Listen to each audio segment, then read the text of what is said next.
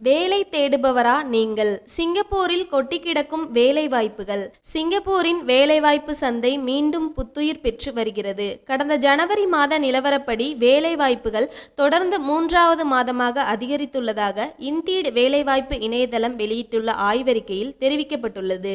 கடந்த 2025 ஜூன் மாதத்திற்கு பிறகு வேலைவாய்ப்பு அறிவிப்புகள் தற்போது புதிய உச்சத்தை தொட்டுள்ளன.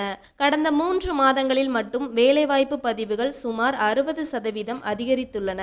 சமூக அறிவியல் துறையில் 26% வளர்ச்சியும், தகவல் தொழில்நுட்ப உள்கட்டமைப்பு மற்றும் மென்பொருள் உருவாக்க துறைகளில் முறையே 25% மற்றும் 23% வளர்ச்சியும் பதிவாகியுள்ளது.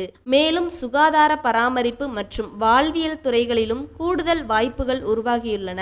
கடந்த ஆண்டுடன் ஒப்பிடுகையில் ஒட்டுமொத்த வேலைவாய்ப்புகள் 11.3% குறைவாக இருந்தாலும் இது கோவிட் காலத்திற்கு பிந்தைய அதீத தேவையிலிருந்து சந்தை தற்போது இயல்பு நிலைக்கு திரும்புவதை காட்டுவதாக ஆய்வாளர்கள் கருதுகின்றனர். எகிரும் ஏஐ டிமாண்ட். வேலைவாய்ப்புகளில் வெறும் எண்ணிக்கை மட்டுமல்லாமல் ஊழியர்களிடம் எதிர்பார்க்கப்படும் திறன்களிலும் பெரும் மாற்றம் ஏற்பட்டுள்ளது. சிங்கப்பூரில் பதிவிடப்படும் வேலைகளில் 23% செயற்கை நுண்ணறிவு சார்ந்த திறன்களை குறிப்பிடுகின்றன.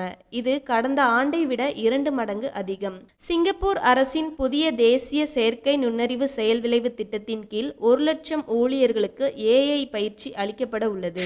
இது சிங்கப்பூரை ஆசியா பசிபிக் வட்டாரத்தின் முதன்மை தொழில்நுட்ப மையமாக மாற்றும் முயற்சியின் ஒரு பகுதியாகும். தற்போது வேலையில்லா திண்டாட்டம் குறைவாக உள்ள போதிலும் வளர்ந்து வரும் தொழில்நுட்பங்களுக்கு ஏற்ப ஊழியர்கள் தங்களை தற்காத்துக் கொள்வது அவசியம் என இண்டீட் அறிக்கை சுட்டிக்காட்டுகிறது.